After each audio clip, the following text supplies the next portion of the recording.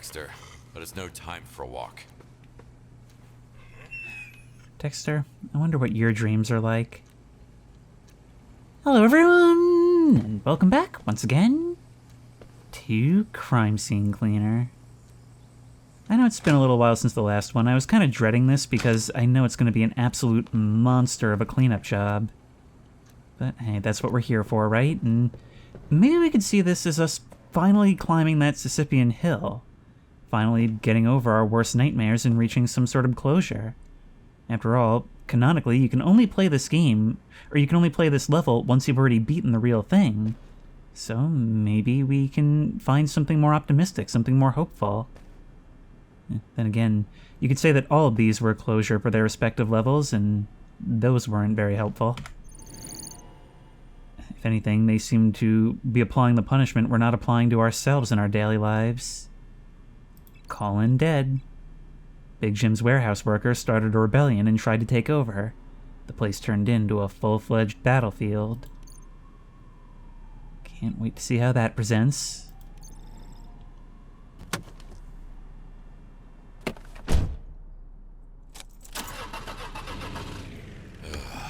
It'll be a long night.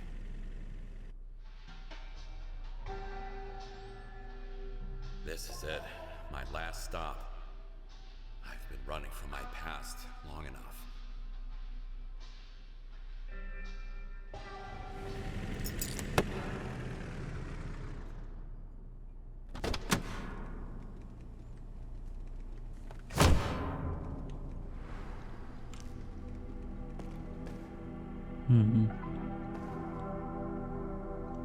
Looks almost the same as before. We've still got our chute coming down straight into the bed of the truck, although this time you have to mind not to hit the pizza man. Literal pizza man. But before we start even trying to clean here, we should probably find a source of water. 13 bodies, which I don't think is too dissimilar from the regular nightmare. And we can climb into the back of these trucks. Alright, maybe it'll be a good thing to have a look inside. That's what I figured. Bullet straight through your head. This doesn't even seem surreal to start with. It seems more or less exactly as it did before. I mean, slight architectural differences, but that's it. Maybe that's the idea. You couldn't imagine a bigger nightmare than that. Although, I would personally still refer to... What level was it? The one where we found the girl in the bathtub. I think that was level 3 or 4.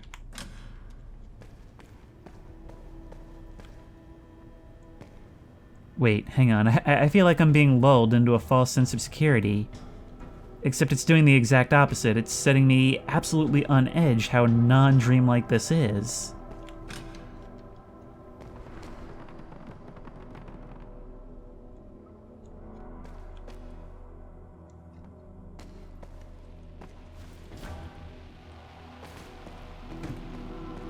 Okay, well that's different. Who are you people? Wait. There it is. There it is. It's all the bodies we have left behind. The major ones, I'm guessing. Remnants of every single one of our crimes, all converging in one location. Is that what this is? All one twisted Renaissance portrait that form our memories.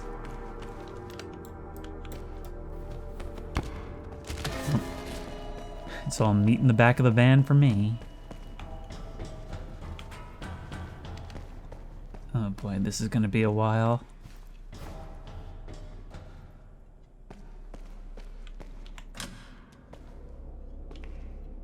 In this case, even the washroom needs to be cleaned. You know, oddly enough, they've done a really good job of keeping the space pristine for me in previous missions. Oh, but look! The work crew, they were the ones that were staging a rebellion in the main game, but here, remember, these guys came to represent, like, the bulwark against the Wicked One. So in this case, both times it's a final battle in this level, but it reframes what that actually represents.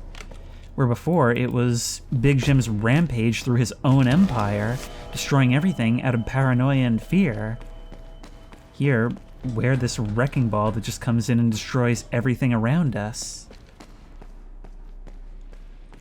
It's just like we've been seeing, it's sort of putting the culpability back on us.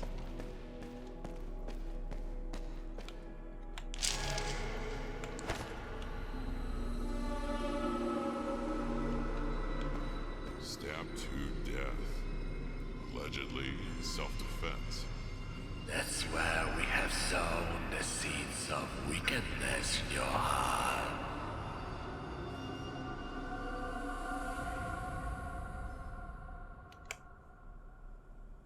Because that's how it started, a favor for a friend. Such a noble action, right? Ah, that's so cool. It frames us as both the investigator and observer that's neutral, and as the Wicked One who is in many ways responsible. To have those two sides of us, those two ways of looking at it, be separate entities, the angel and the devil on our shoulder. We had started to, I think, piece that together, but here it's becoming explicit. I can't wait to get over this in a few minutes and start talking about Cool Cat again or whatever. Oh, but wait, I almost forgot. We need to make sure that our skins are set up properly, because I think we got a new one, and that was the black hole. Everything goes in, but only trash bags come out. Can't wait to see what that looks like. First, though, we need to bucket up. Okay, no more bodies here. Here we are playing an enclosed version of Stall Game. Alright, tell you what, I'm gonna start off actually with the pressure washer, because we're right here next to the water. Melt it away. Just melt it away.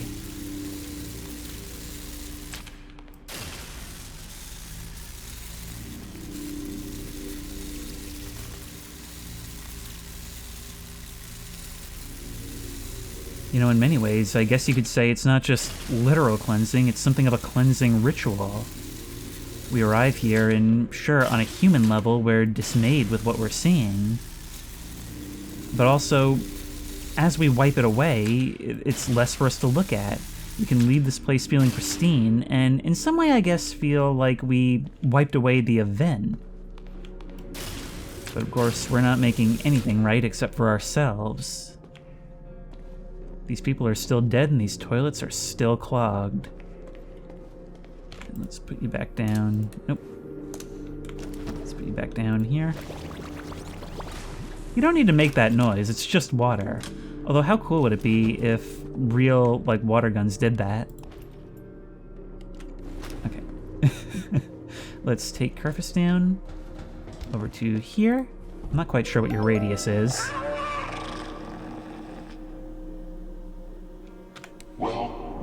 Good to see you.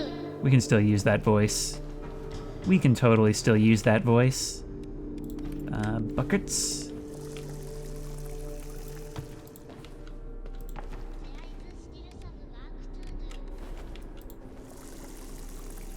So I don't usually talk like movies and games in these videos because I don't want to talk spoilers. And this is going to be no exception, but there are certain things on my mind and just things that I feel like I should talk about because I didn't talk about them enough when they were relevant. So recently in the Home Safety Hotline video, I mentioned Troll, and now everybody knows Troll 2. Everybody knows, like, they're eating her, and then they're going to eat me. Oh my god. It's a bad movie, and it's kind of an intentionally bad movie. It's clearly having fun. And in the right mindset, you can enjoy something like that. Troll 1 is... Again, it's a movie that does not really have good reviews, but it's fun. And I would actually call it a good movie. Not saying that it isn't stupid, but it is a good movie in that it is a movie. It's not meant to be It doesn't take itself seriously, but it is a real movie with really nice production design.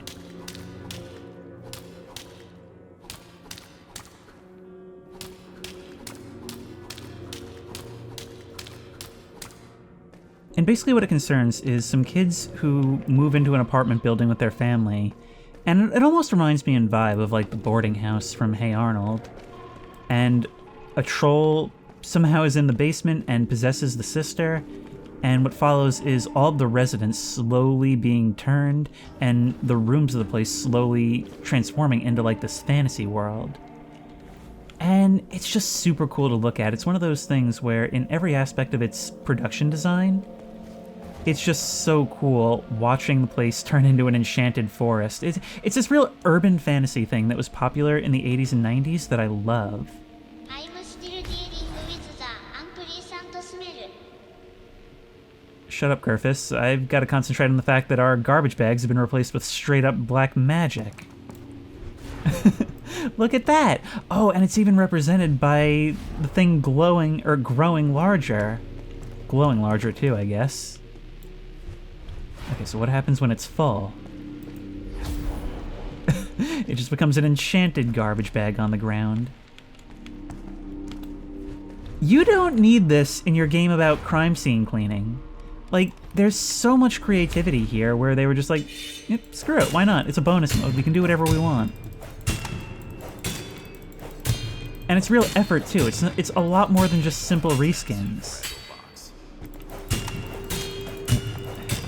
I don't know if we need them, but I've always broken up already broken boxes because I take pride in my work. That's another big part of this, is that Kowalski does take pride in his work. It's the same thing he's always done, the same thing he's always been trained to do. But it's just, it's important to him. It's something that he does well, and he's not going to let it slip by. He may not be making the same kind of like crazy money, but it's certainly good money, and there is almost like a Walter White arc in there, which I wonder if they'll explore in like future DLCs or sequels. I don't know, I've always been a tremendous fan of like the Scarface plot structure. The rags to riches to downfall kind of thing, and being there for that whole journey. And here we kinda lucked out. But I feel like there is more room. I mean, imagine even a campaign mode where, like, there is sort of a permadeath, like, depending on how well you do, it can actually spiral. Like, the more you leave behind, the closer cops are on your trail, which means there's more heat on you the next time, and maybe you do all that with a time limit. Because something I was thinking about for the entirety of the main game is, you know, at any given moment, what would it be like if I had to leave right now? I mean, if I had gotten rid of all the bodies but left the blood, or if I had gotten rid of most of the blood but there was a little trace left behind, you know? Something almost akin to the notoriety system that Hitman Blood Money had, which is another excellent game. I played it once on the channel, and I played a few more levels on the Patreon, if you want to check that out. Really fun game, where there was sort of some carryover that encourages you to be diligent in keeping the crime scene clean. I think I've been fascinated by this sort of thing ever since years ago when I played the demo for Indigo Prophecy, or Fahrenheit, I think, if you're outside the US.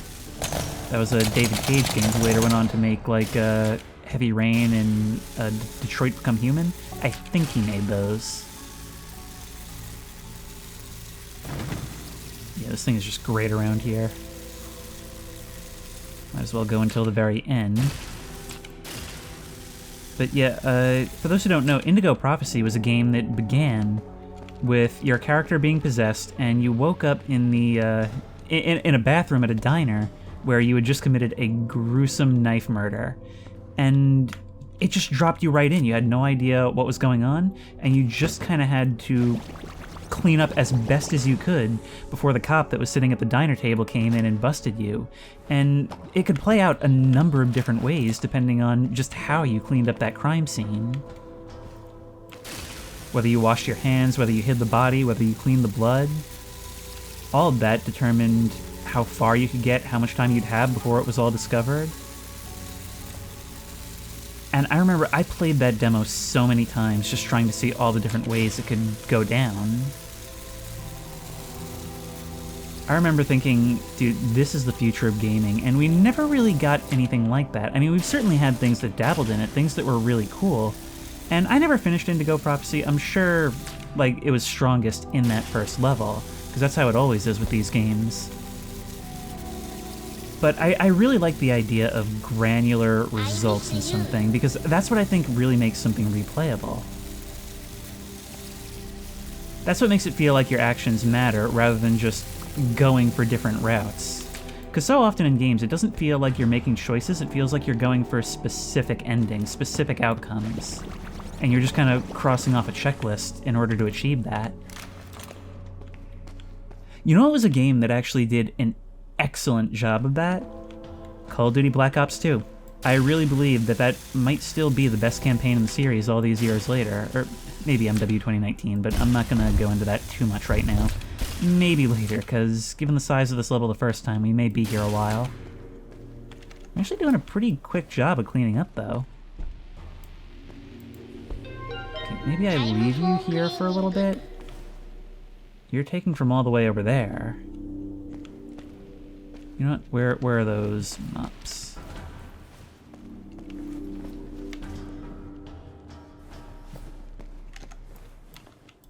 Oh, but yeah, as I was saying, about Black Ops 2, there was a really cool thing in Black Ops 2 where even little things, not even just like press X to do this or press Y to do that, because I really don't like those kind of choices. I like choices that come up in gameplay. I had forgotten about these gloves. These sponges, I mean. Like, at one point, you know, you're driving and your ally is on top of your vehicle, and if you happen to swerve at a certain point, you can avoid an exposed flame, and that determines something as simple as whether he has a scarred, burned face for the rest of the game. And it doesn't necessarily affect the plot. I think it affects like a couple lines of dialogue, but it's just something that's there, just something that happens in gameplay that carries over and is present throughout. And it was so full of things like that to the point where even that game had a bunch of different endings. It was wildly ambitious. The outcome of various side missions were a factor. The most impressive thing about it was how at one point a character gets kidnapped by a villain as part of the main story, and it's scripted, it's supposed to happen.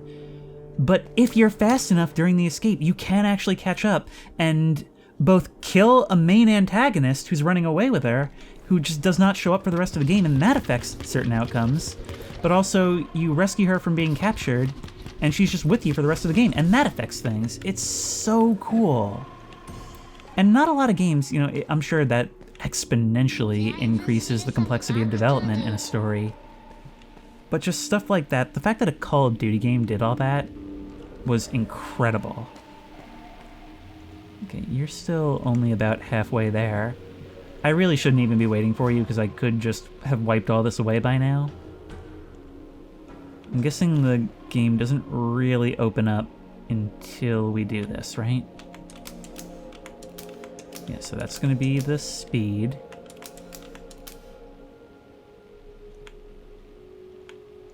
Okay, let's turn the power on.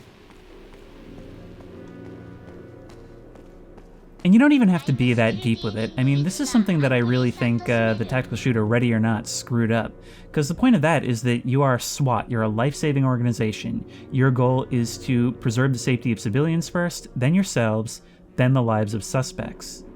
And there's a lot of unpredictable behavior and ways that that can go wrong, which means there's a lot of potential outcomes, where the ideal is saving everyone, including the suspects, and a lot of ways for it to go wrong in between.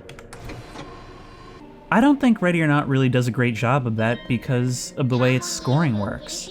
Because if a civilian dies, you pretty much lose. You pretty much get a failing score, like, regardless of the reason. It's fine if you fail the mission automatically if you kill them, but, like, effectively the way the scoring works, it just... There are differences in the outcome physically, but it just doesn't matter, where an injured suspect counts for the same number of points as a dead one, which is kind of ridiculous, in my opinion. And I'm not going to go off on a whole rant right now about all the things that I don't like about Ready or Not, because that could be its whole own video Don't essay. leave me alone. I am not leaving you alone. You are finished, which means we can start wiping the blood down. There's stuff even under the conveyor belt, which would be pretty hard to get without this thing. Look at how quickly that goes away. This is so satisfying. It's so worth the wait. Even the stubborn oil stains go away.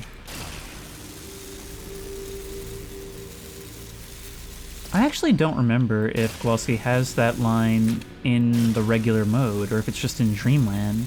Have you forgotten me? Because it actually senpai? feels a lot more impactful here, doesn't it?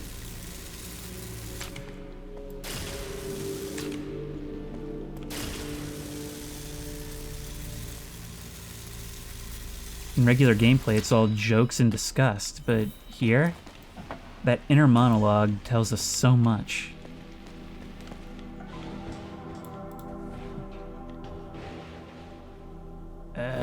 Come on. Whatever, we'll get it later. So, this door is open now, and we can begin exploring the rest of the place. Oh, it's gonna be a tier system. I miss you.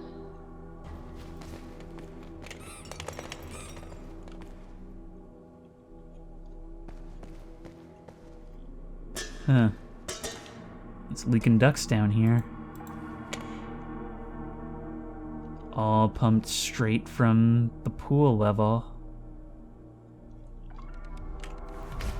It really is just the culmination of all our sins.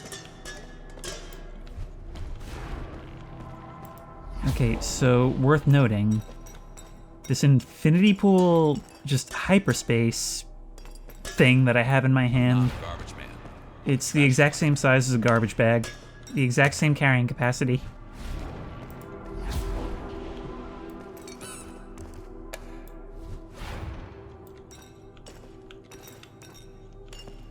Okay, you know what? I'm gonna rant about Ready or Not a little bit. I'm gonna rant about the tactical genre in general, because there has not really been a tactical shooter that I've super cared for since SWAT 4 in 2005. I really like the idea of a tactical shooter where our goal is to preserve life, and actually, I like the idea of preserving life in general in games as opposed to combat, and maybe that's something we can talk about more in another topic. Normally I can't think of things to talk about in these videos, but now just one thing is leading to the other. This is a great send-off for this series. Let's get distracted with this, because I actually don't particularly care to go into Ready or Not right now.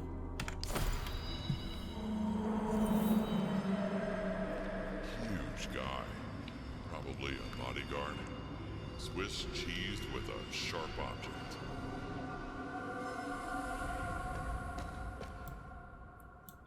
I don't know if Swiss cheese is an official cause of death.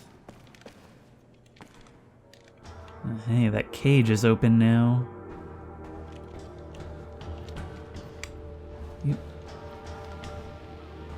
Oh, or maybe it was always open. We just can't access that room unless we make our way through a certain shipping container there. Right, hopefully you'll be a little bit more cooperative. Have you forgotten me, senpai? Apparently that's not close enough.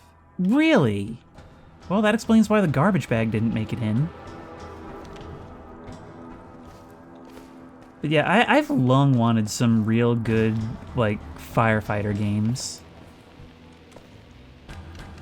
I used to play a game called, God, what was it called? I think it was called Emergency 4, and the series has gone by like a couple of different regional names, but basically it's like an RTS-style game where you just assess the scene of some major disaster, and you kind of direct emergency services. That's like fire, police, ambulances, all that stuff.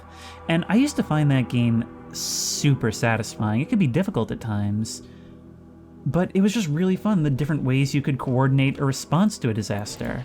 And what was cool was you didn't automatically lose if someone died. There were later entries in that series, but you automatically lost in the event someone died, and that's so dumb.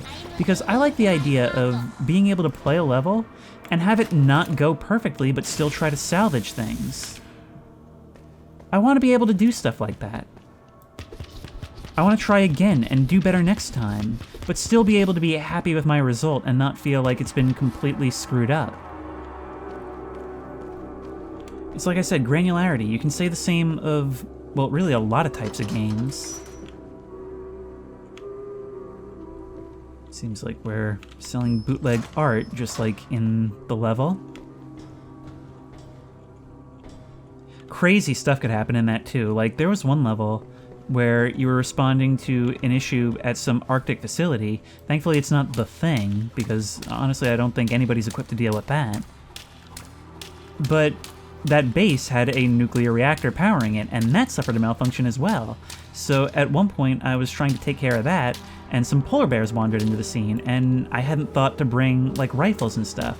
So while I was waiting for that stuff to show up, the polar bears wandered around into the radioactive area and became radioactive. And now these guys were just walking around contaminating the scene, and I had to deal with that. And I don't, like, the cool thing about those emergency games is that when stuff goes wrong, it tends to spiral, where being able to contain things early on tends to mean a better result and an easier time overall. It's just like in real life, good disaster response begets good disaster response. Although not to completely not pay attention to the environmental storytelling here, each of these switches, someone was inches away from pulling. Each one opening the door to the next area, so I don't know, maybe we're carrying forward some of those feelings when we look around and think, man, these people were so close to making it. Like, we're just here to clean up, and we should be indifferent. But, man, their story almost ended differently.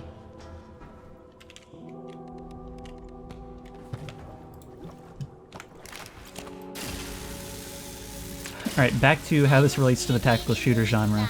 That's why SWAT is such a cool twist on tactical shooters, because it encourages you not to just shoot on sight. You have to actually respond to unpredictable, desperate people who maybe aren't any happier to be here than you are. You're trying to actually save their life if you can, prevent them from doing anything stupid, and basically minimize damage and reduce harm. And in Ready or Not, that doesn't work when everyone's a Terminator who shoots on sight all the time and has perfect accuracy. It used to be a lot worse than it currently is, but it's still not good. It's really, really clunky these days, but one could argue that the most interesting AI in a tactical shooter was actually SWAT 3, or at least the most interesting mission design. I mean, that had a lot of levels that were a lot like real SWAT, where you're just descending on a normal suburban house and going room by room, closet by closet, not really sure of the exact situation. Even the first level of SWAT 3 was like a brownstone type house where it's very vertical in that you have the one central staircase and rooms off to one side of it. And it's like 3 or 4 floors, and the situation is simply there's somebody holed up in the attic shooting down at traffic. We aren't sure whether the girlfriend is home or whether she even knows what's happening or whether she's an accomplice. And it's just a slow, tense crawl through the space where you don't even know...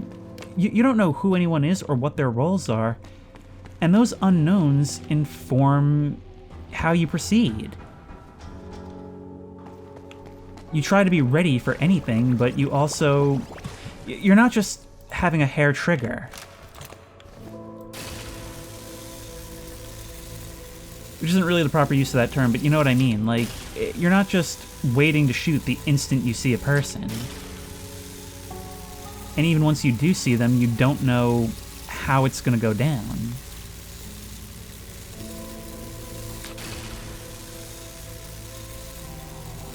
I miss you. I miss you too, Kerfus. I miss you too. Don't worry, Dr. Nose is hard at work on another update, and Monique and everybody who contributes. I was so burned out by the end of Season 4 of Voices of the Void, but with some of the changes I've heard about, I have not seen screenshots except for, like, very early peeks that Monique sent, like, during Season 4. And I really have, like... I'm so excited to get back into that game. Because that's also one of those games where there's so much that's up to you. I just love games that have enough of a structure where you have some idea of when it's over. It's not just, you know, you stop when you feel like it, but there's also room for the unexpected and for us to influence outcomes.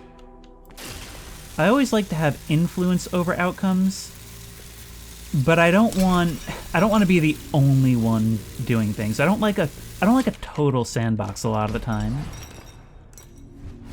And part of that is just me. Like, you know, I'm not super creative when it comes to that stuff. I can't make my own fun like I used to do in Gmod when I was a kid. But I certainly can with some form of structure.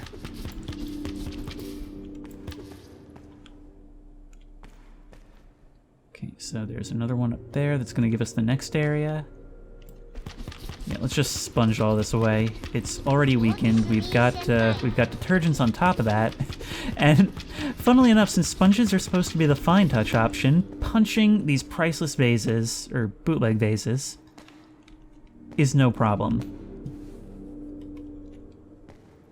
Man, we are rocketing through this thing, aren't we?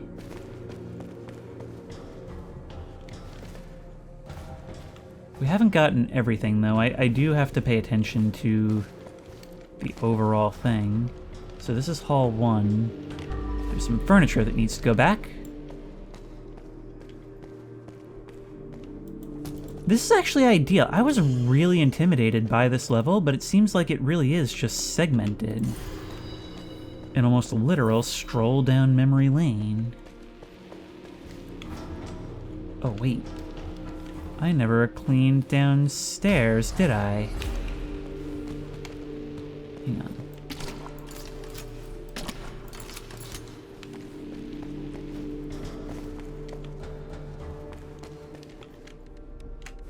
Pressure washer, get in there.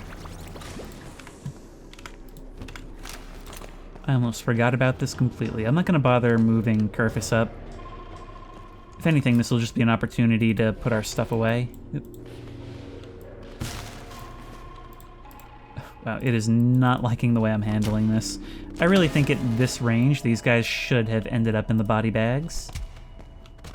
Look at that, it's already like half the bodies.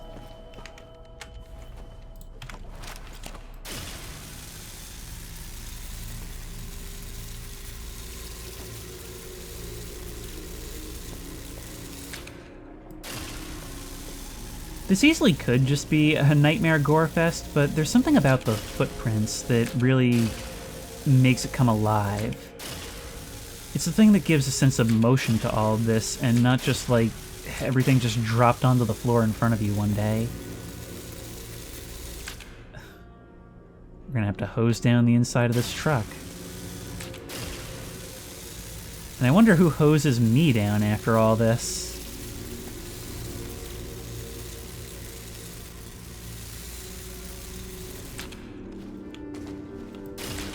Let me in. Let me in. Let me in. Am I really gonna have to get the stool for this? Thank you. I swear, there have been like 2 instances in the entire game where I've had to use the stool. Okay. Let's remove all of that. And we'll just mop up the rest. Got both mops, they're full of detergent, we should be fine. Never mind, we are not gonna be fine. Oh, I should have brought the bucket down here. We can try and stretch things with the sponge. That's only gonna get us so far. Yep. The sponge actually does some pretty crazy work when you have the detergent. It's kind of like doing the work of, well, what the base mop does.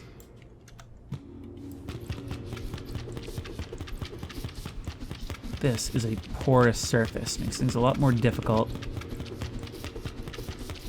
Still, those big puddles, they punch above their weight. Like me, they count for a lot more than you would expect.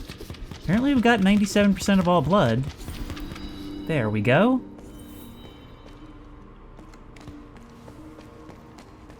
Now, to reiterate, who cleans Kowalski? And I'm hoping it's not the protagonist of the sequel. I would really, really hate it if they make a sequel to this game And the first job, or one of the jobs, is just cleaning up the remains of us and our daughter.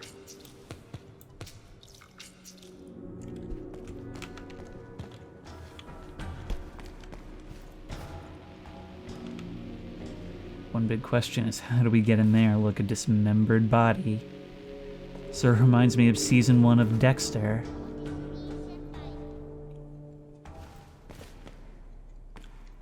Alrighty. There's still blood around here somewhere.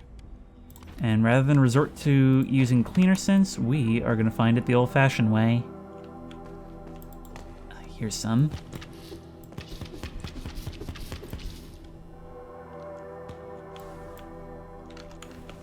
And there's some. That's the hard-to-find stuff. Stuff that might easily be glossed over. In other words, this is the stuff that I find exciting.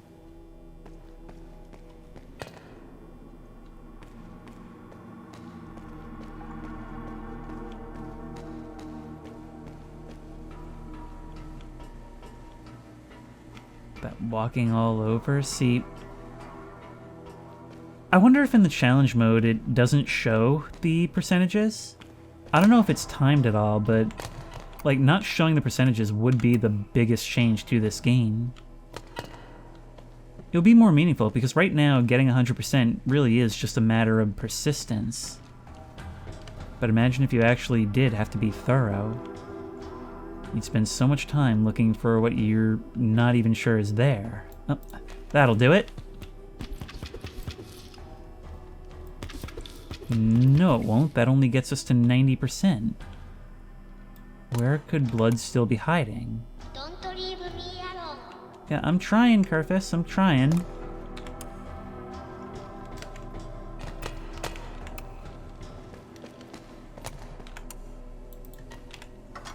Any trace amounts of blood back here? It doesn't look like it.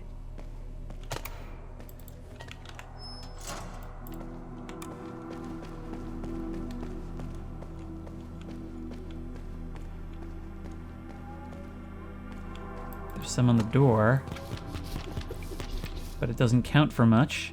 Oh, and a bunch up here, but again, does not count for much. Maybe it's counting something that's just beyond this? Notice me, You know what, I'm actually starting to think that maybe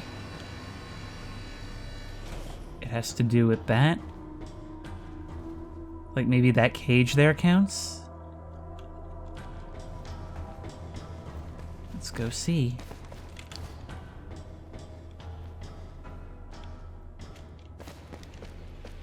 It does. This does count as Hall 2. Okay, that would explain it.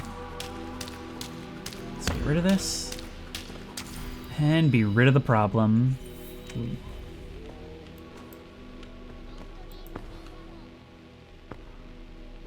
What do we do with you? Somebody's assembling a metal mannequin. Question is, why? Did they feel that these weren't powerful enough? Incognito mode. There's a Terminator head. Can we place that on you? Well, it says move furniture back. Yeah, it's gotta be. It is not optional. Alright. Start placing these around. Who knows where these things could be scattered? That's 2.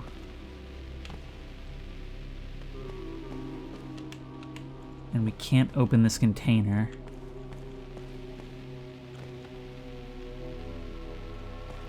Perhaps there's more throughout the facility. Ooh, what is that? A red arm.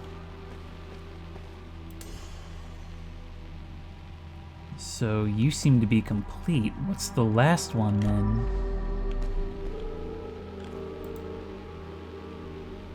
You need your weapon. Why would I give you that?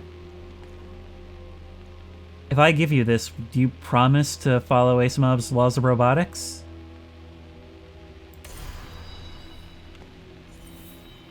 I guess standing still is technically in compliance. I remember seeing the iRobot movie with Will Smith as a kid. and thinking, yeah, that was pretty fun. I remember at the time thinking the CG was pretty impressive on the robots. And now that I'm older, I'm like, that it could have been so much more, though. They did the 2000s thing where they just turned everything into an action movie, like even things that were adapted from existing properties. Okay, but the way forward has been opened. Let's put this away for now and carry Kerfus forward. Kerfus, where is you? Actually, no. What am I doing? What am I thinking? Let's send this backwards. No.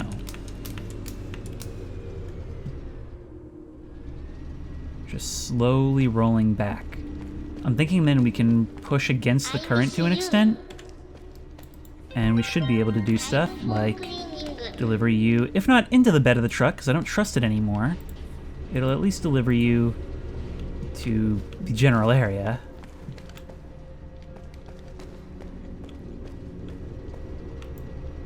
You're taking the slow boat to China on this one, ain't ya? Alright, you with me. Actually, what am I doing? You can just come with me, right? There we go.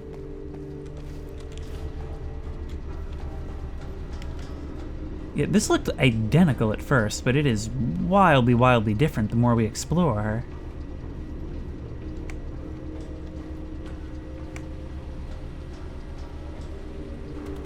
Or is it? Things dropping down the pipes from all over. In this case, pizza! We found the pizza dimension, everybody. Oh, and these things need to be activated at individual junctures.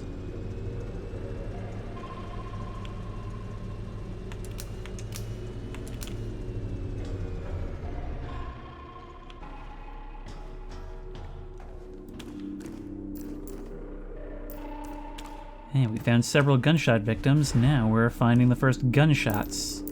Or bullets, that is. You know, to get back to what I was talking about earlier, vaguely,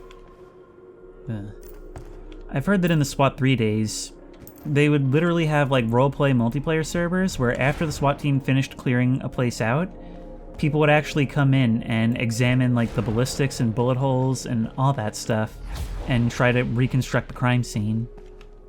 Absolutely crazy stuff. Tammy's personal key. Why does that name sound familiar in the context of this game? Tammy.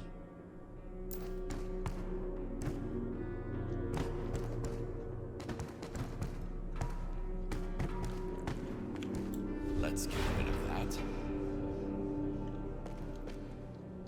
Oh, there's a body.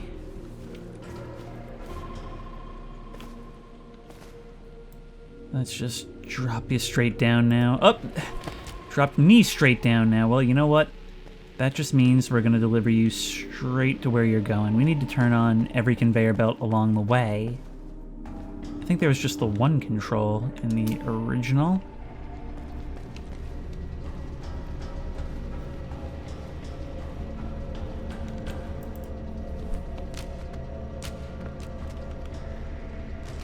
Okay, you made it. You guys fell off, which is quite annoying, to say the least. If you weren't glowing, I would have a hard time finding you. Then again, I guess the normal bags are so colorful they might as well be glowing. Alright, we can't send anything back until all this is switched on. So let's get ready to switch all this on.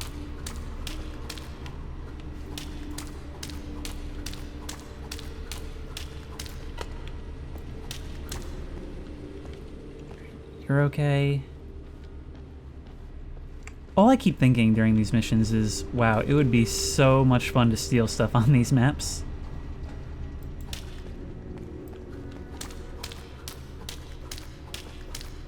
I've completely lost my train of thought. I don't remember what I was talking about before I was so rudely interrupted by falling to my doom. Tell you what, I don't mind being interrupted for a room full of hardware. Come on, business 80s guy. Or like Nicolas Cage / Jared Leto in Lord of War. Let's get up here. You can make your rounds the second you're ready. Even if this stuff isn't moving now, we really can just kind of deposit stuff here. This was more or less where the game ended when we played it the first time.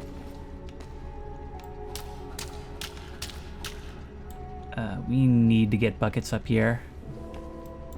Oh, I remember what I wanted to talk about. The Conjuring movies. I know it probably seems like a random tangent, but I have to think about and bring up horror while playing these somehow, right? And it is always on my mind. See, especially because a couple days ago in another Discord that I'm in, there was a conversation about the Conjuring movies and how someone had seen the latest one. And I kind of thought about my relationship with them because I have sort of a love-hate relationship with James Wan horror movies. Because they're the most, like, general audience, cookie-cutter ghost movies ever. But they are kind of hit or miss for me. I have a tendency towards sort of liking them. Maybe because there's a clear interest in, like, ghost hunting as a concept, and, like, the Ed and Lorraine Warren stories. The idea of adapting that into, like, a horror franchise that you can pretty much do anything with is a really cool one.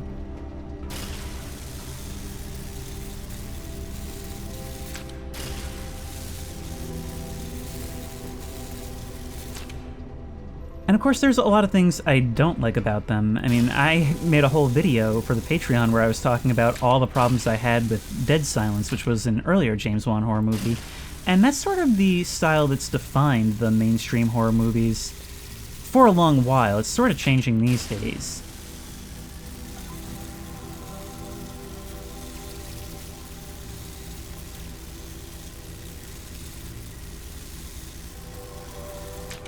But I guess if you're familiar with them, you sort of know the style. The sort of PG-13 to R but doesn't really deserve an R style of ghost movie where a lot of the time there will be like a demonic face that appears on the screen and like its head is twisty and it's got those like wibbly visuals and just that whole type of thing. But when I was making the video essay on jump scares a few years ago, I watched the first two Conjuring movies so that I could have, like, examples of poorly done jump scares, and imagine my surprise when I actually ended up sort of liking both movies. I ended up really liking the second one. And I think it's because, look, I'm a sucker for ghost stories, but I don't like monster movies where the monster is technically a ghost, which is what a lot of these things are. I really love the idea of adapting the stories of Ed and Lorraine Warren, taking those historical cases and turning them into basically a springboard to do whatever they wanted. Of course, you could argue that one of those movies' biggest shortcomings is the fact that they were using those stories to do whatever they wanted, but that's neither here nor there. I really liked that in the second one, it did something very few movies do, which is just be a story about a haunting. That takes place in a normal house that isn't anything special. It doesn't have to be a big scary mansion in a haunted forest or anything. It's just doing cool ghost stuff without feeling the need to have like a boss fight, you know? Because it doesn't have to be an enemy you can face. It can just be creepy events, creepy happenings, and trying to make sense of them. That's what I love. Just take the stuff that happens on Ghost Hunters, Ghost Adventures, and dramatize it. Or I suppose dramatize it more. Something that has so long disappointed me is the fact that there aren't too many ghost movies. Because like what, you've got the Conjuring movies and the Amityville Horror. That's about it, at least as far as I know, from like mainstream examples. Another good one that I highly, highly recommend, strictly for its style, I think it's actually the best example of this, is Lake Mungo. Lake Mungo I found highly enjoyable because I like the creepiness that ghosts bring. I like the idea of something unknown that is present all around you but is completely unknowable. And in it there's also the wonder. There's the hope that it means, like, you know, dead people can still remain in some form, but the fear that it's not really them. The fear that, you know, something residual can linger in a place long after something bad has happened, or that you could be intruding on something that really no longer has the right to be there. That's what The Conjuring 2 is all about. It takes place in a small row house in England, or I think it's England, somewhere in the UK. And it's all just stuff happening to a normal family, and it actually forgoes a lot of the usual horror movie tropes that make them so exhausting to watch. Like, they do the thing where they call the police, and the police show up, and typically you would have it where they get into a screaming match, and it's like, no, you gotta believe me, stuff happened. And so the police get there, they're looking around, obviously not really believing the family. And then as they're standing there getting ready to wrap things up, a chair just slides across the hall. And they all look down at it, and back at each other, and the cops are just like, I don't think we're the ones to call for this. It almost seems like Hollywood poison. It doesn't seem like the kind of thing you can make a good script out of, because it seems so much less interesting than what we're used to from a narrative. But I love that stuff. I love more downplayed hauntings like that. And sure, these movies, they go off the rails. They do, in their own way, have their boss fights. They dramatize things like crazy. But it's in amid all those other cool things that a lot of movies just don't do. And we found you down your own alleyway.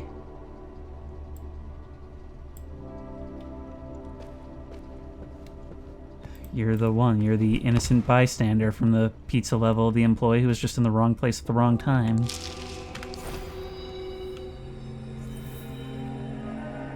bullet hit her leg, the other went through her neck. Poor girl. This wasn't supposed to happen to her. That's where we broke you down.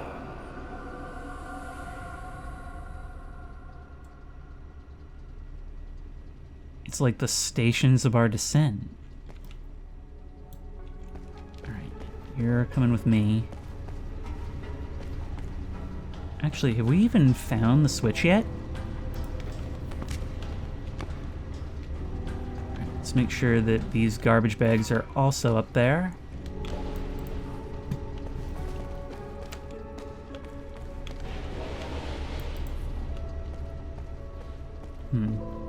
Could actually really use another faucet. Big boys.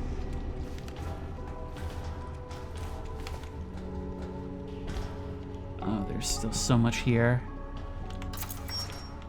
Thankfully, we had Tammy's key. That's where I remember the name from. And now we've restored power to this section, and you guys are moving downward. It's all coming together. This ain't gonna last long.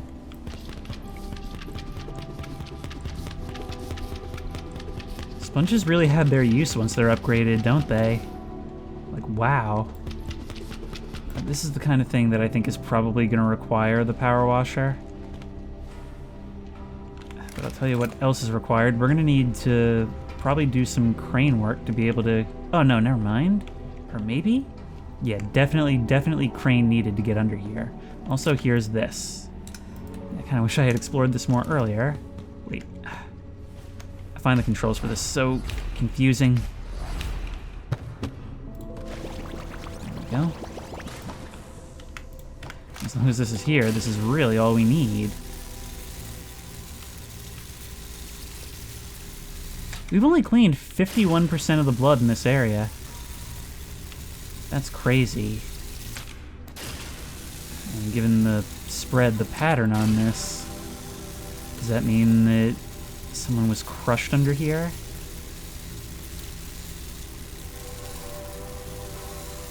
I think we'll have found 9 bodies so far. There's 7 in the truck, 2 more heading down right now.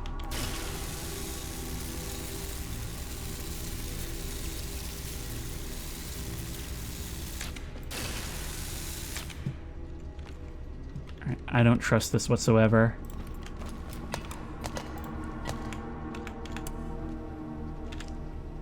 But I guess the light says we're all good. Well, except for up there. There we go.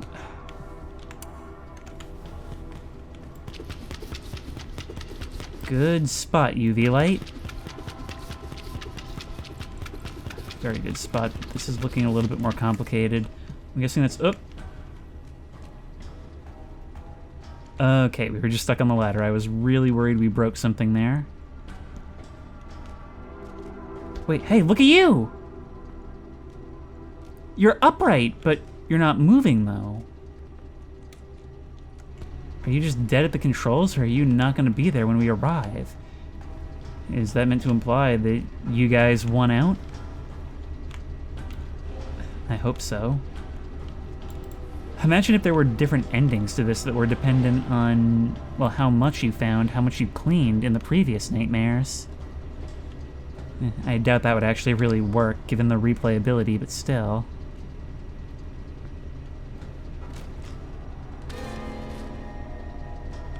Okay, it looks like our bodies are starting to arrive. And one of them may not have made it, because they were right next to each other. Dang it.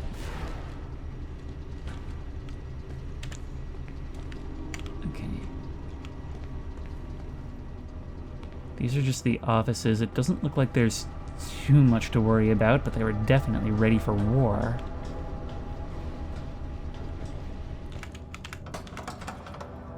We're gonna have to find a key, though.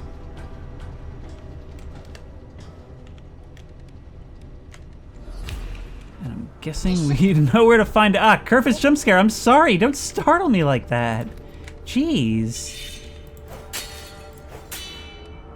We're just cleaving these vents in half.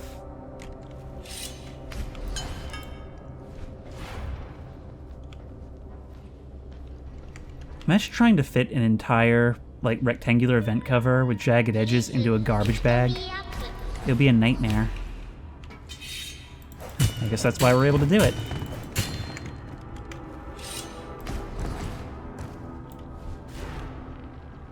There's a game that I really want to play. Some of you guys have suggested it, but look, I've always dreamed, ever since I was a small child watching Ghost Hunters on Sci-Fi Channel, of having a game where you just haunt a house and play as the ghost. Now, of course, there's the Haunt the House Splash game. That's not quite what I wanted. I wanted something like realistic, where we just choose our hauntings. My thoughts for this were not a game at all, but I just wanted to simulate the experience. You know, being able to choose when we take form, when humans can see us, walking across a hallway, appearing as a shadow, moving an object across the table at dinner, and just enjoying the scares. Running people out, tormenting the next ones.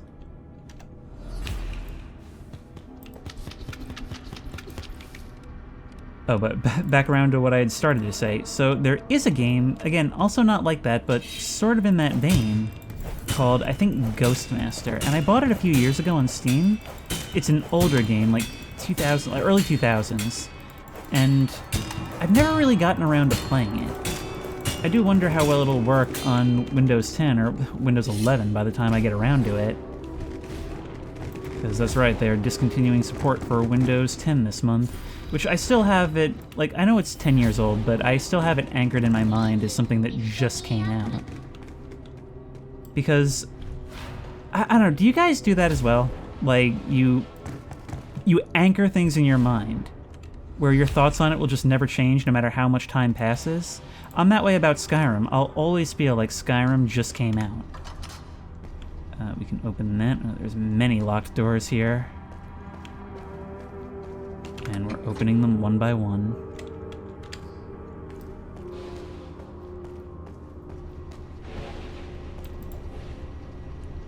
We can move on. Obviously, we're not going to just yet. Kerfus? You done cleaning this stuff up? Let's make it cozy again. I'm starting to clean up. I'm honestly not sure if you had to be upright for that to work. But I guess we may as well get started, right? Hang on, wait, where was the... I know we... Things are just falling off left and right. I know there was something here, a place where we could wash off. I can't remember where it was. It was through here. There we go. Yep. I'm doing my part. You can be a helldiver yet, Kerfus. Oh god, do not give me ideas for crossovers.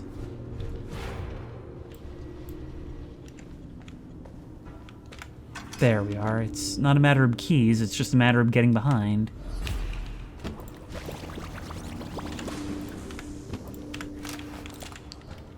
Okay, now we're ready to start cleaning. We're a lean, mean cleaning machine.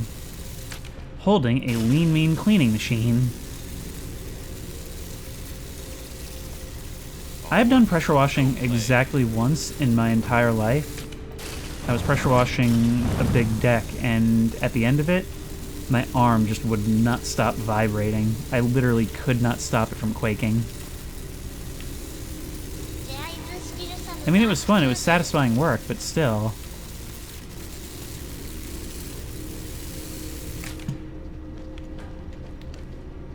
Oh, you are struggling with this one.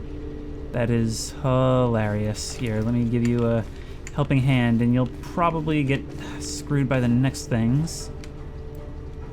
But whatever. If it brings you closer to the center, then that's fine by me.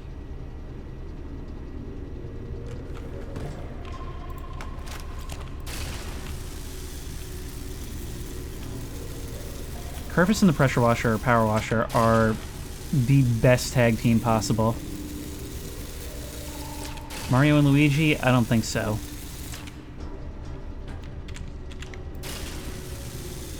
There we go. Oh, you got a body under the desk. Poor office guy who tried to hide. Thankfully that's not blowing the keyboard and monitor all over the place. Dude, this works so unbelievably well. Like, this would be a ridiculously long task to previous me. Fortunately, I think we're starting to get a little bit outside Curvis's range here, and we're feeling it. Still very, very good work, though.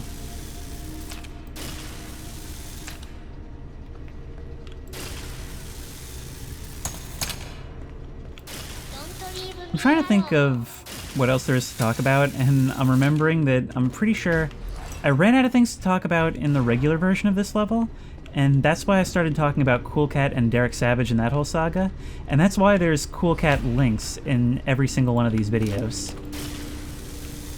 So many things in these descriptions are really just artifacts. Like, I've been too lazy to change it, and it's kind of funny to have it there. Somebody struggling somewhere? Nope, you're moving along just fine, thank you. Don't ask for my help when you haven't tried to help yourself. Let's get this down. I wonder to what extent it's actually been affected by when Curvis was here. That's a lot. But there's still the matter of everything underneath the grates, which I'm not sure we can actually do yet. So, one thing a bunch of you have asked lately is, how come sometimes in the beginning of a video the intro has no sound? And there's two answers to that. So one reason is so that if you're listening to them in a playlist, that it just doesn't interrupt things and it just kind of goes straight from one into the other, or if you want to download it. On the Patreon I offer downloads that are just basically the video, but as an audio file, so you can get those like with and without sound on Patreon too, which I think is pretty cool. And that just kind of makes it easier consumption. It's just a convenience thing that it doesn't need to be there. The other reason is that sometimes, for whatever reason, Vegas just doesn't render it with sound, and it takes a few hours to render a video, and it's just not worth re-rendering just for that. As for back here, we are still missing a piece of furniture. We've got to find a wayward chair. Where does one find said chair? Oh, is it going to be in a different location? It's real annoying if so.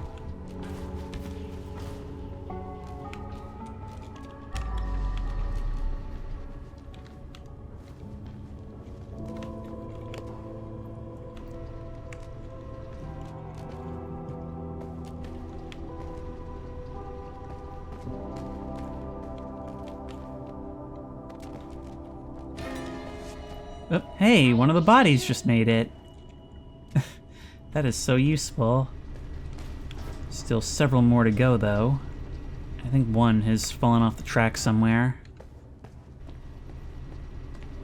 I hate to move on without it, but I think it may be hidden somewhere. Oops. No, you were just slightly off. Sometimes it does outline something that's in its place, but it still doesn't tend to count. Look at you, it's like you were getting your picture taken in front of an audience of mice, and one of them left to use the theater's bathroom. Which, when you're that small, I guess the scale means that's technically another room. Get out of here.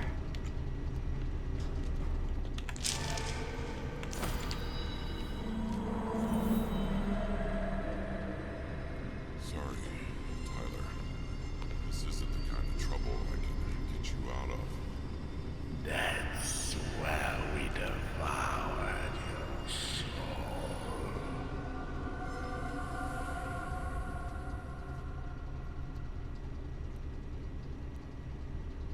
His shadow lingers. Well, okay, not forever, but still. I mean, it's basically spelling out what I've been speculating on for the entirety of Nightmare Mode. Each one of these took something from you, and by the end, even if you seemed your regular, cynical, jokey self, well, you don't feel that way, even if you try to deny it to yourself. One way or another, you know that even with Big Jim potentially gone, you can't just go back.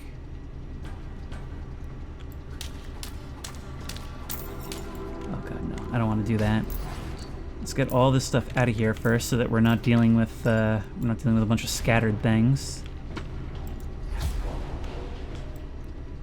Actually, I probably shouldn't be sending the individual bags down. Big ones, I think, are less prone to have problems on the way down, and even if they do, well, they'll be less scattered.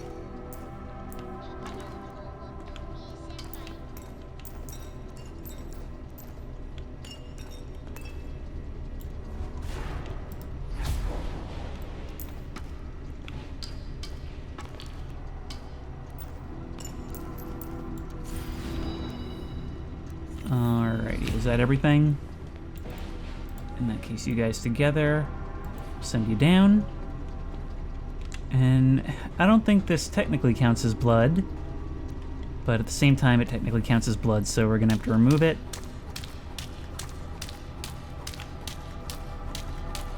Thank you for doing this on this non-porous tile, by the way. It really makes my job a lot easier.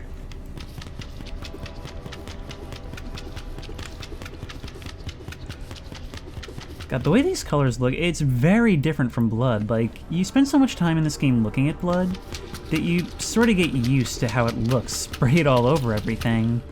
And when it's a different texture, a different type of thing, it kind of seems strange. It seems like something that's bleeding in from another medium, like it doesn't belong here. Actually, there's a thickness to paint in this game that sort of reminds me of... Okay. Every time I bring this up on this channel, people are like, yo, remember The Page Master, that 90s movie with Macaulay Culkin? It had what would today be considered really bad, but to me, really satisfying effects, where he's in the library in the beginning and the colors start running from the murals, or what would you call it? Would it be a fresco when it's on a ceiling? And it all just starts pouring down and turns into this big watercolor dragon. It's so cool looking. And you know when you're like really small and you look at something and you're like, I need to touch that. I need to touch it. I need to physically interact. Well, that's how I feel about that paint. No, I looked it up, and fresco is something else involving wet paint on plaster. A mural, you just call it a mural on a ceiling. It doesn't have a special word. Which is kind of weird to me. Oh my god. Yeah, this is hard to negotiate. A conveyor belt when you're walking on it. Wallace and Gromit make it seem so easy. You got stuck literally on the conveyor belt. That's how much these things suck. I don't know, maybe you'd have more momentum. Maybe it would be easier if we just kind of kept it going at a faster speed. There we go. We're gonna bring you up.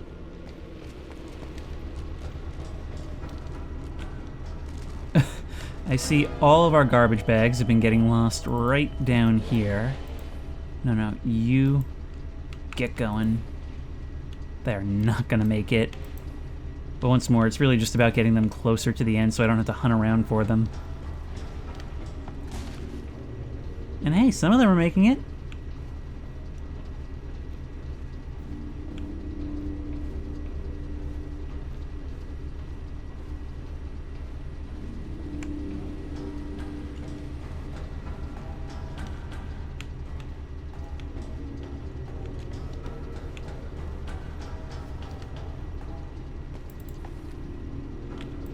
Oh wow, you really got ditched like right away.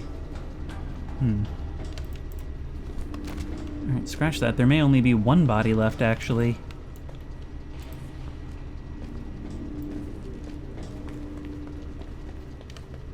I miss you. Oh, I miss you too, Kerfus. I would be really sad if I forgot about you here. Let's bring this up. I don't think we're too far from the next place. But it's really bothering me to have to leave the shipping container that's over the body.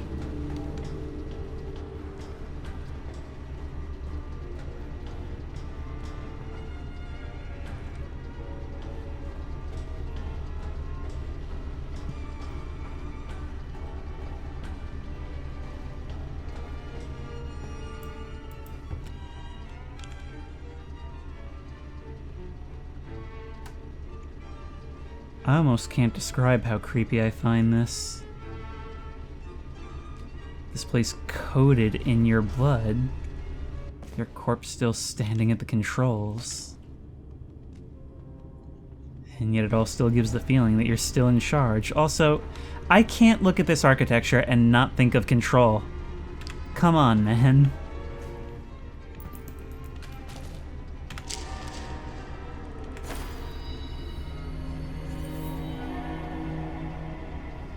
They got a lot of dirt on you, didn't they? And now, you are now one of us. All hail the wicked one. All hail the wicked one.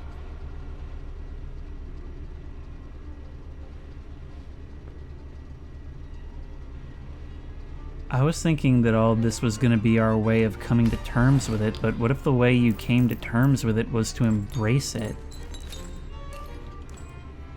I guess it's necessary. I guess it spares you the pain, but is that a good thing? And what will that end up meaning for our family?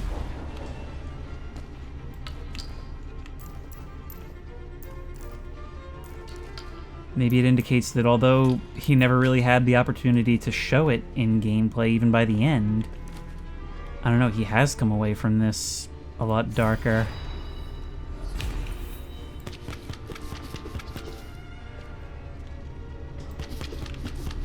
Imagine if this thing ends up going full Nightcrawler. I mean, I don't think that's going to happen in any future DLCs or such. But it definitely put the thought in my head. Alright, you get out of here.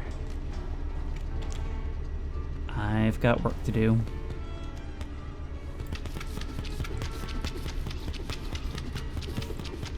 Cleaning a bloodied office to classical music.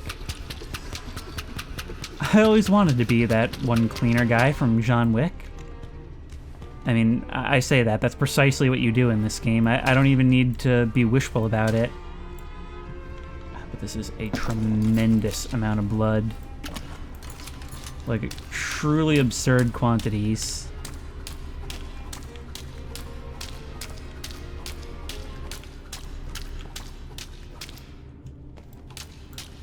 There we go. Let's bring out the UV light. That one's still down there. Oh yeah, paint this scene for me. Absolutely paint it. And wait, I'm just taking screenshots for a potential thumbnail. This is one of the hardest games to make thumbnails for, you know that? I mean, there's so much UI all over the screen. It's so rare for there to be like a single image that just completely encapsulates everything. Cleaner Without spoiling anything, mind you. No, I don't think the cleaner's job is making a mess, unless it's for the authorities. Huh, now there's something to think about. A mess for a crime scene investigator is cleanliness.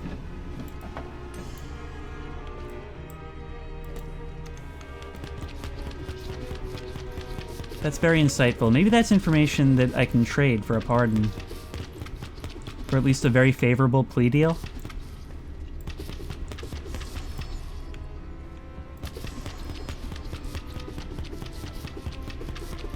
You know, the demon is kinda right, this wicked one. Our wicked one. I mean, whether we believe we've gotten any worse or not doesn't really matter, does it? We're implicated. It's hard to get used to this. We were part of it. That part simply can't change. We made the choice, and we can certainly hide it, and maybe forever. But we can't change the fact that we were part of it. And we'll always need to be diligent.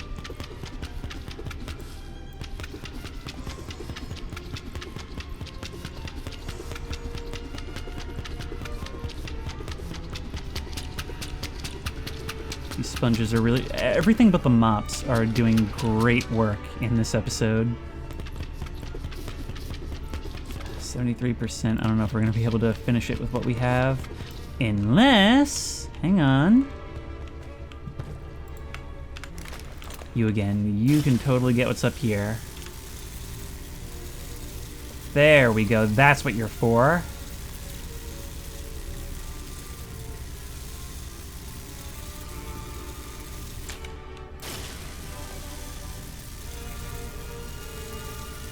Okay, well, actually, cleaning paintings is probably not what you're for, and it's being reflected in our performance, but I guess we got it all in the end. In the meantime, so many pieces of furniture to return. There.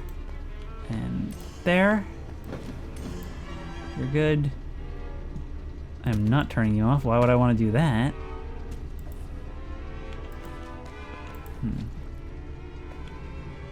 There's others for elsewhere. Once more, it's the 3 seats being made to face the principal.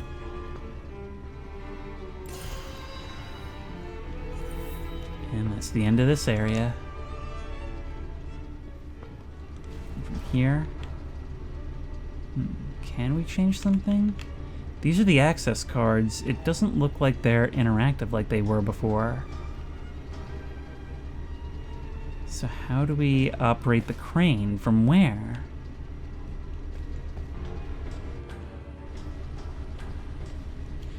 Hey. That's gotta be something. Just need to find the right way to jump. No, this is gonna be really, really difficult in this game. We can send you on your way. All bodies should be down here or close to it by now. Please just get this stuff. We're missing like 6 garbage bags. Anybody else making their way down the line? Most of these places are 100% clean. Like I said, most of them.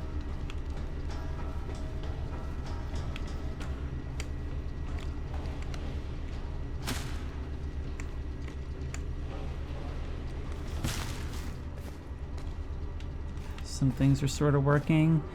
I like how they're still glowing even in the back.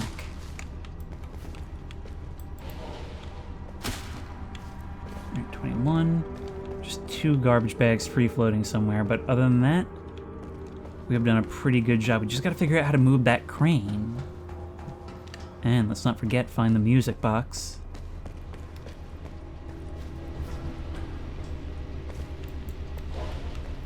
There's something right here. If I drop it down directly, will you land in a satisfactory manner? Good. Both things that are caught up right here. Well, at least there's only certain places they can be caught up, right? Meanwhile, these things are my only concern. I'm guessing the music box is going to have something to do with that vent. So that's going to be my first priority. Simply being the easiest and most obvious thing.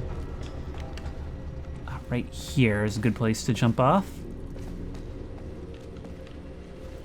Yep. Goodbye, guys. You were good fodder for my enjoyment. Yep.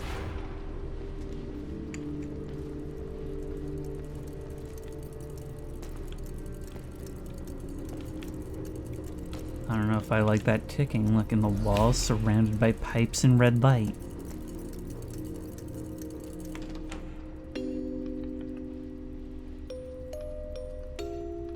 Citrine.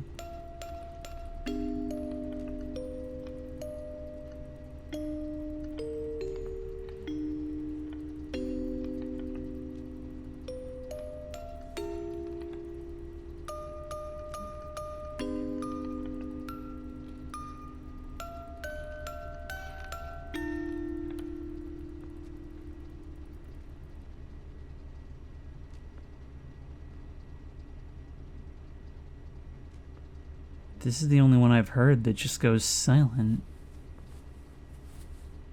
And after not very long at all. That pipe looks like an Ouroboros. And we get the achievement, All Night Radio. Find all music discs. According to this, there's still trash. Let's just be careful to make sure we're not leaving anything behind. Whoa. Oh my god, it's so annoying how it slides you off of things. There are some bloodstains still out here. It kind of makes me worry for my ability to remove them all, because they have those glitchy streaks. Actually, did we ever really clean the inside of this container?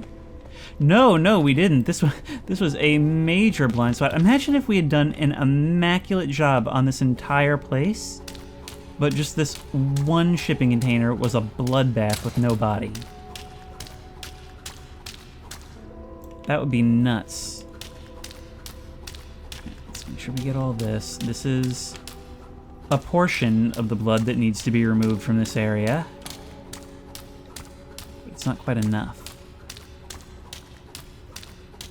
It's interesting how this last level really was just a much more relaxing thing. Now, granted, part of that is like upgrades making things easier, but it really kind of gave us everything. Frequent spaced water things, lots of easy surfaces to clean off of, and a literal conveyor belt to send everything back to the beginning. And yet, it's where some of the hardest truths actually were, so I guess it balances out. Oh, hey, we can open this container and find the hidden pineapple pizza party. You know what? I'm not going to disturb that. I may not be a pineapple pizza person, but I can respect the game. I can respect people standing up for their lost cause and what they believe in. Curvis, you get to work right here. I mean, you may have actually already done this area. I'm starting to clean up. No, okay, you're all good. No, I can't figure out what it wants me to do. I haven't found, like, a key card or anything as far as I'm aware. Wait, oh, these are magnet controls? Okay, thank you for the low-res text explaining that. It just looked like part of the regular map stuff. Alright, let's lower you.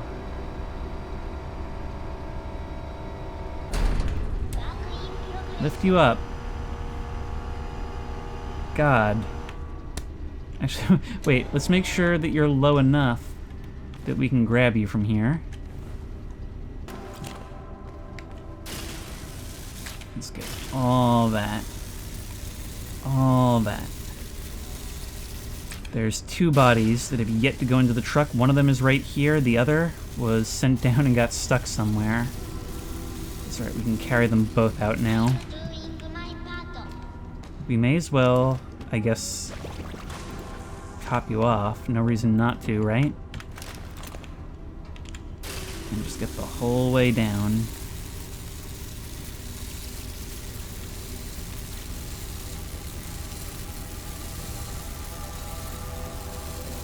It's like you crawled down here, dragged yourself all this way, bleeding the whole while.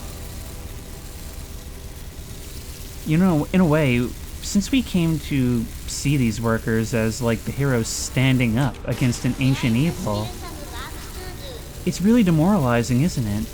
How it gives us that hope of finding not only one of them still standing potentially, still working the controls, but potentially the only living person we've actually encountered in one of these levels. And then it takes that away too. Much like Kowalski himself, it may look like we're still in control here, but at this point it's just autopilot, all muscle memory. And more garbage bags, which need to be delivered. You know what? Here. I don't really care where you end up. Just get out of my face for now.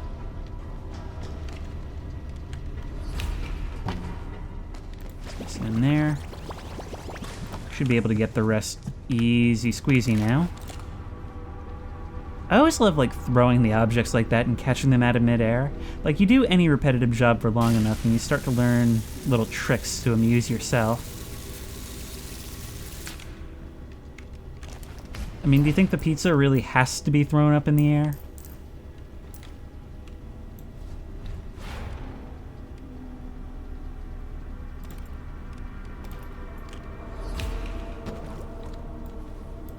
Come on. Where did it go? Oh, can I not? It ended up above the grate. Yeah, we do all kinds of tricks in this industry. Thankfully, we pulled out one more. Alright, any other trash around that I should know about? We're at 99%, but there's still something. I'm gonna be looking for that for so long, aren't I? Well, this sure is some tedious work right here. The first hour of one of these things is always getting everything sorted out and cleaned, and then the last 45 minutes is just crossing everything off from then on.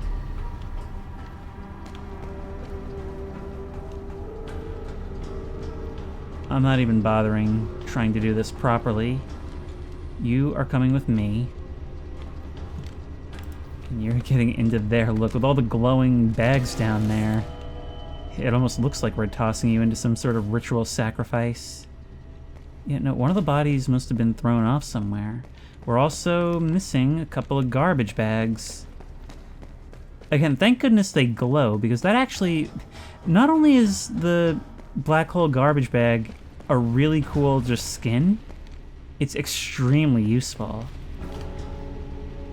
You've just been stuck right there the entire time.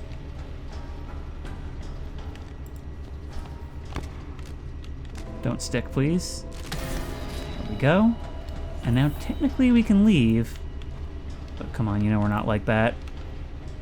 There's our other bag. I would have spent a long time looking for you. And there it goes. Let's watch our handiwork.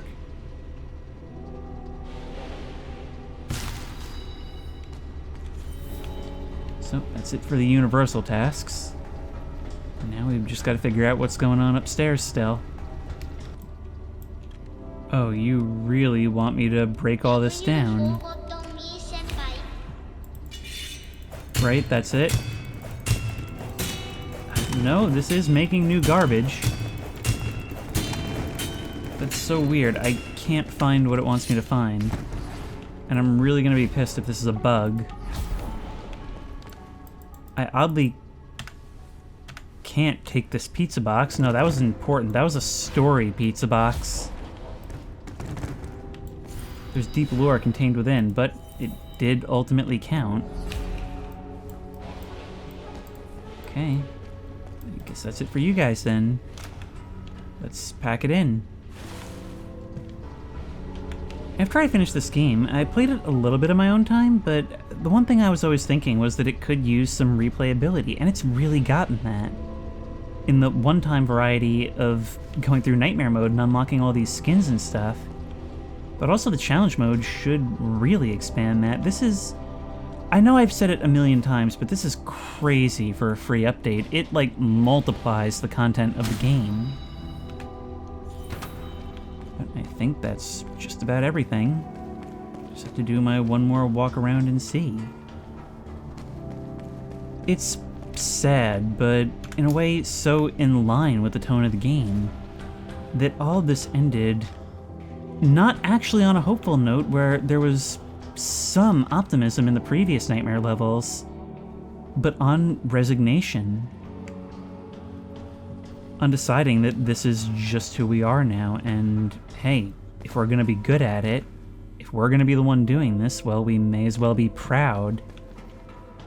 And that's really, really sad, knowing the kind of person we thought we were throughout this game.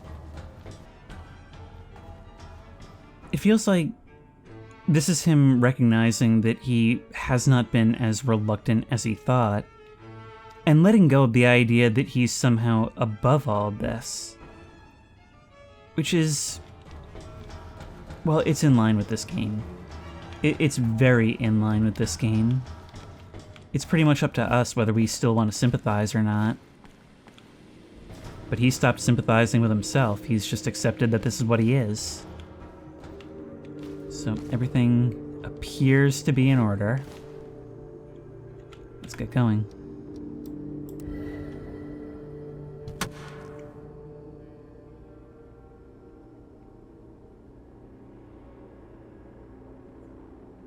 Was that a longer look than usual? Oh no, I see. You were doing it in time to the usual ending dialogue.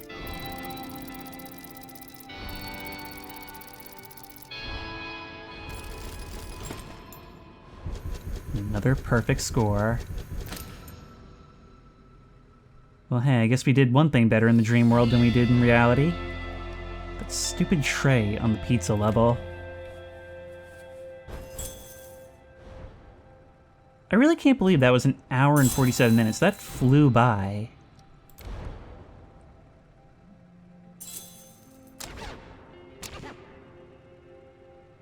Waterproof cardboard. Okay, color me curious. Is that the buckets?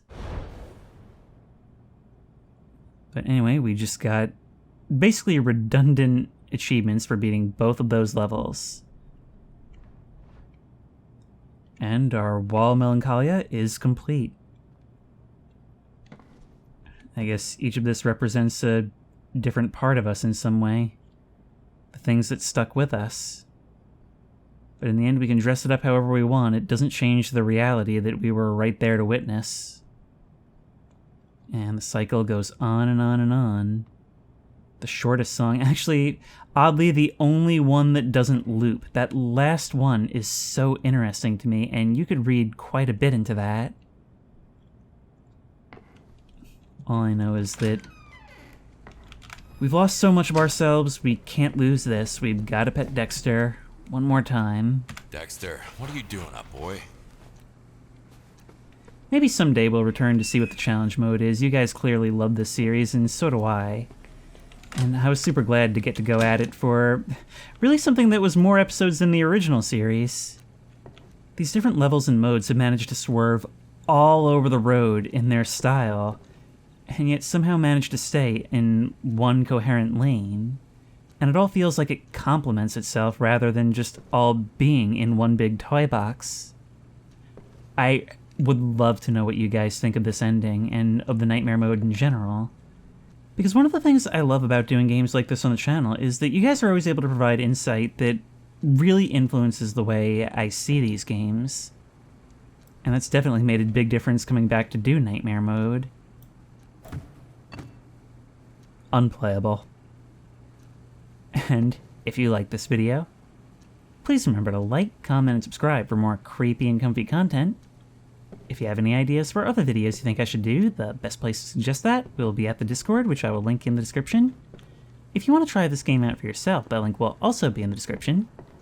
If you want to support me on Patreon, then that link will be in the description. And as always, I will see you in the next one. Oh, we're back. We can pet Dexter one more time. Don't worry, Dexter. Ladies are more into good boys.